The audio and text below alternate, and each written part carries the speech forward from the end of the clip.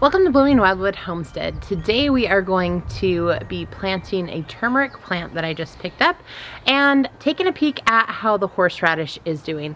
So this year we really didn't want to do a lot of experimenting just because we want to try and make the garden as productive as possible.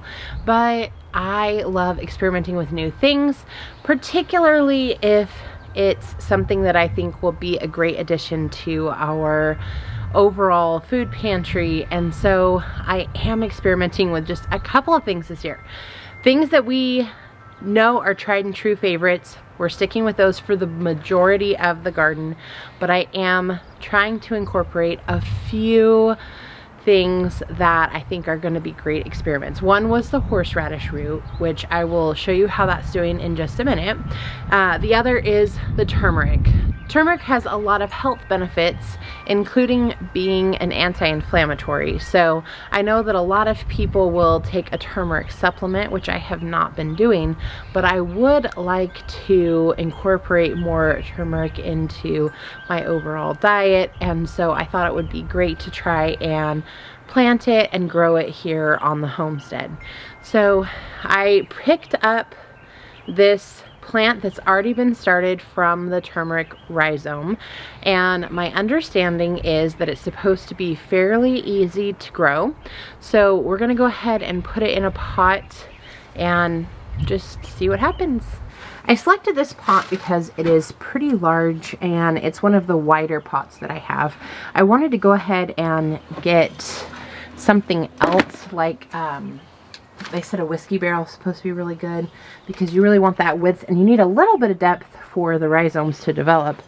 But when I went in search of a new large pot, everything was $60. I think the least expensive thing I could, $60 or more was the most popular price.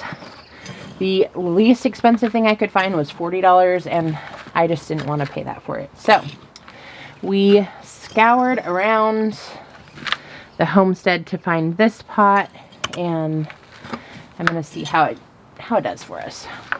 So I filled it most of the way full. I don't think that I need to fill it all the way, just because it's not going to need the full depth of the pot from my understanding. Let's go ahead and put this little guy in here. Alright, so I can definitely see some root growth here. And funny how the sow bugs, boy, they eat everything. They've been so bad this year. Going to attempt to get some of those out of the pot because I don't want them eating everything up. Okay. And then that looks like it's the actual rhizome. So we'll go ahead and put that in.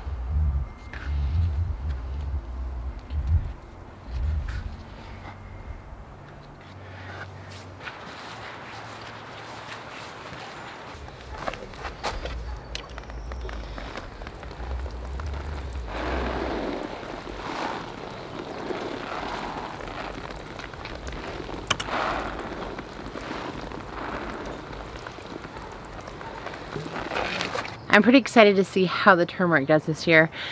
Having it in the smaller pot, I'm going to be able to bring it back and forth into the greenhouse or out of the greenhouse as it seems like it is necessary.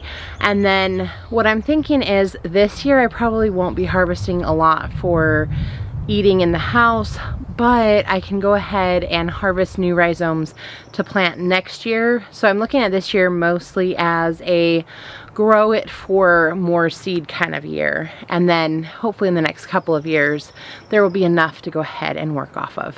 Here we have the horseradish, and I started with 5 root pieces, and you can see here all 5 obviously are growing.